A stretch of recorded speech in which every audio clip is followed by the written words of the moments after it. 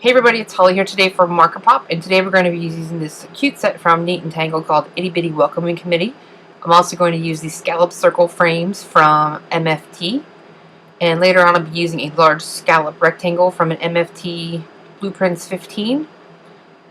So I'm going to start out with a piece of distressed watercolor cardstock, and I'm just going to use the frame and use a pencil with a light mark to go ahead and trace the inside of the oval so that I know what my area is that I can work in. You want to make sure you trace kind of light with your pencil so that it's easy to erase.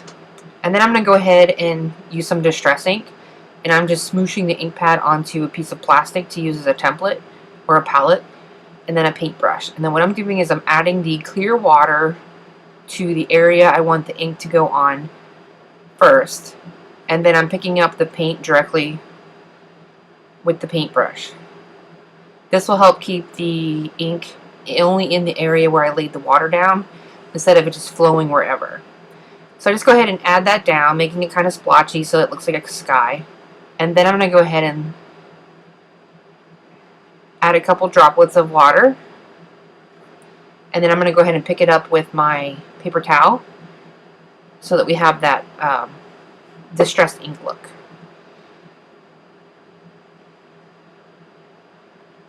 Then I'm going to dry it with my heat tool to make sure everything's nice and dry. And then I'm going to go ahead and start with my second color. That first color I used was Salty Ocean, and now I'm going to use Mellow Moss, or I'm sorry, Mowed Lawn, and I'm just going to do the same thing by putting it down on the plastic.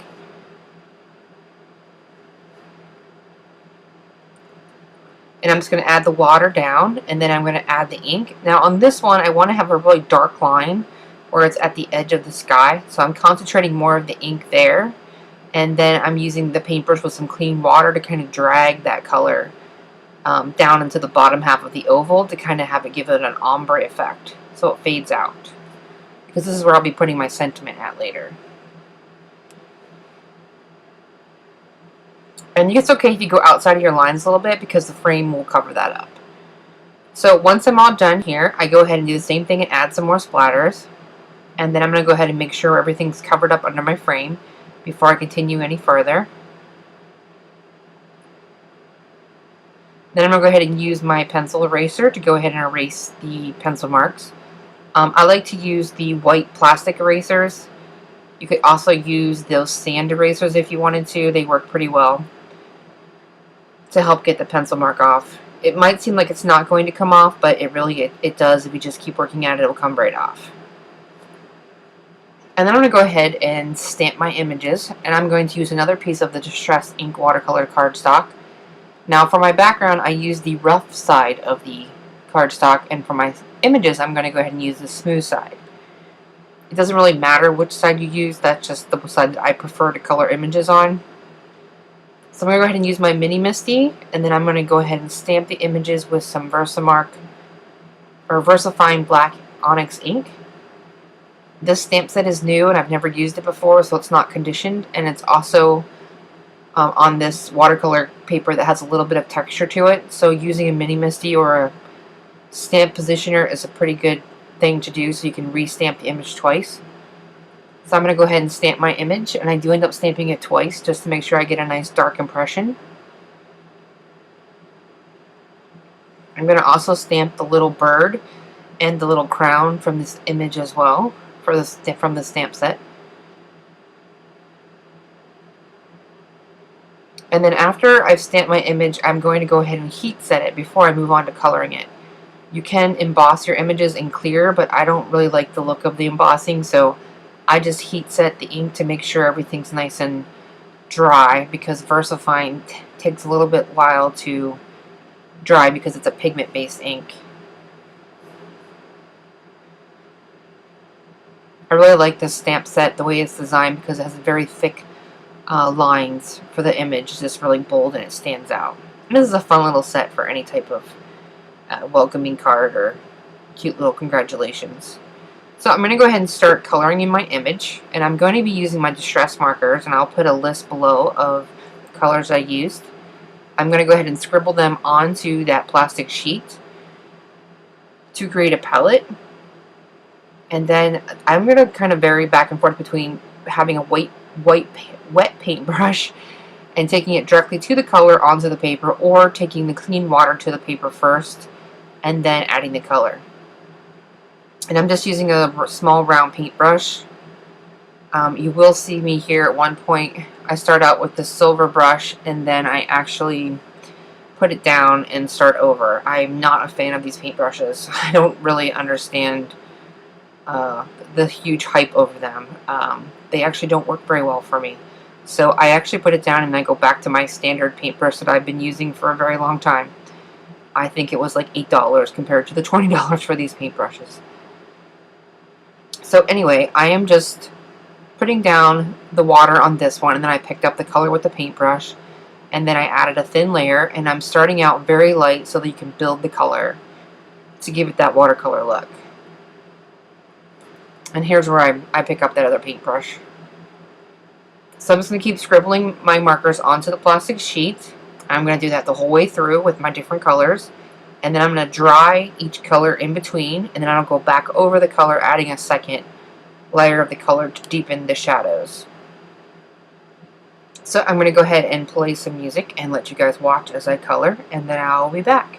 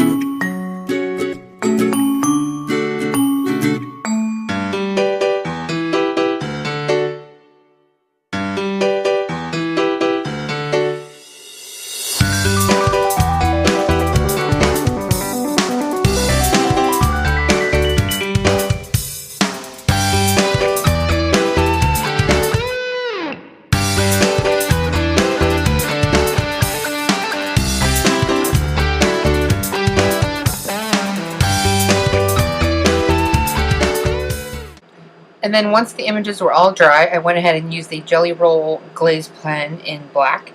And I just used that on the eyes of each of the little characters there to add a little bit of dimension and kind of brighten up their eyes. So sometimes when you use watercolor over your image, it kind of fades out those black lines that we put in there, even though we're using super black ink. So then I'm going to go ahead and do that, and then I just kind of set that aside on my desk, and I walk away and do something else while that dries for a few minutes, because you don't want that to smear, and then I just come back. And then once those all dry, I'm going to go ahead and stamp the sentiment in the center of the banner. And I'm going to use the welcome sentiment because this is going to be a baby card. So I'm going to go ahead and use my Mini Misty again, and I'm going to use the VersaFine black ink. So I'm going to go ahead and stamp that. And then I'm going to go ahead and use the coordinating dies to die cut all of the images with the Big Shot.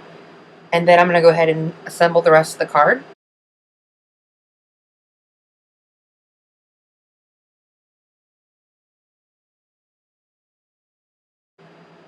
After I added sentiment here, I also heat set that as well, just to make sure it was good. And then I'm going to go ahead and take a piece of turquoise cardstock and cut it into a top folding A2 size cardstock, but actually it's not top folding, it's folded on the side there. And I'm going to go ahead and add the background panel, and I went ahead and die cut this with the large stitched rectangle from the My Favorite Things Blueprints 15, just so it has a little bit of color showing around the outside. So I'm going to go ahead and add some adhesive, or quite a lot of adhesive, because this is a piece of watercolor paper that may have warped a little bit. And I'm going to go ahead and add that to the front of the card. And then I went ahead and die cut that stitched scalloped oval frame from a piece of Nina Solar white cardstock. And I'm going to add that over the background I created, and I'm just going to put that directly down. And I'm going to use some of the Ranger Multimedia Matte. Sorry, my arm keeps getting there in the camera. Now, when I add this to the back of the scallop frame, I'm adding very tiny little dots, and I'm leaving a little bit of a space along the lower portion of the scallop oval frame because I'm going to tuck the critters behind that frame so you don't see the end of it here. So you can kind of see here what I'm going to do. So I'm going to have it go across the oval there, but you see how their ends are, and instead of cutting them, I'm going to go ahead and just slip the ends. Of course, I'm off camera here a little bit. But I slip the ends of those just under the frame so that the frame is over the bottom part of the image. I hope that makes sense. You can see it here once we're done. But yeah, I just kind of slide it in underneath the edge of the frame there. And then I tape that directly down to the panel. And then I'm going to go ahead and add this into my Mini Misty so that I can stamp the second part of the sentiment along the bottom. This set comes with a couple larger sentiments you can add into the banner image, and then some smaller ones you can add underneath or on the inside of the card. And I'm going to use the VersaFine black ink as well, and go ahead and stamp that twice. And then I'm going to go ahead and finish attaching the images to the front of the card. I didn't want to do that before I put it in the Mini Misty because I didn't want there to be any extra height. So I'm going to go ahead and add some foam tape to the back part of the image. I'm going to add it right behind their heads and a little bit behind the bunny's ears. So basically the grass portion of that sentiment, or the critters, is attached directly to the card front, and then the upper portion is kind of popped up off the card some. And then I'm going to go ahead and finish the card up, and I'm going to go ahead and add some gold Wink of Stella and some clear Wink of Stella. I'm going to go ahead and add the bird and the little crown, and I'm going to put that gold Wink of Stella on the crown. And then I'm going to add some clear Wink of Stella to the cheeks, the bird's belly, and I'm also going to use that on the gold, where I put the gold on the crown as well to help blend that out a little bit. And that pretty much finishes up my card, so I hope you guys enjoyed, and I will see you again next week with a new video. Thanks for watching. Bye-bye.